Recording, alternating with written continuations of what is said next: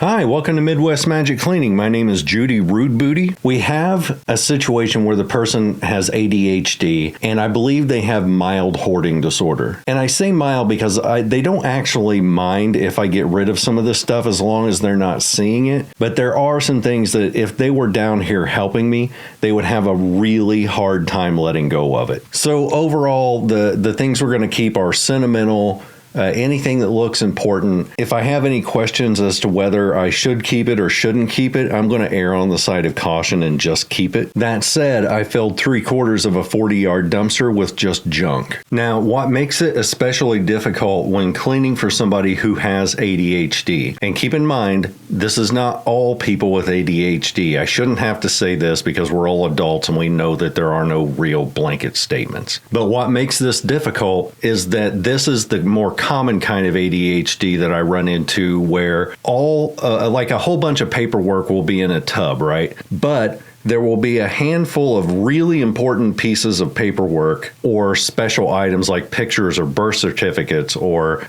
just super sentimental mementos from your childhood. And it'll just be crammed into a box full of junk mail and old bills and pamphlets and just things that don't matter and should have never been saved in the first place. So when I'm getting rid of these things, that's only part one of making this way less cluttered. Part two is consolidating all the things that were in random tubs into putting objects with like objects. So what I'd find is what I described earlier, a bunch of junk paperwork that doesn't need to be kept, and then a whole bunch of really good pictures that did need to be kept. So I would start a picture tub, and all the pictures are going to go together. But these things were scattered out across dozens of different tubs, so I would have to keep those out and ready to put new stuff into. As I'm doing that and throwing away the old junk paperwork, tubs begin to present themselves because as you consolidate, instead of having this in 5 different tubs, you're putting it all in one. That act of consolidation between like-minded objects ends up making so much more space because now you've got a tub that's dedicated to nothing but electronics. And as you pull those from old tubs and start putting them all in one, they take up so much less space. So anytime I'm going into a very cluttered area like this, I'm going in with a 2-step process. Throw away the trash, consolidate everything else, and then it's just a matter of stacking.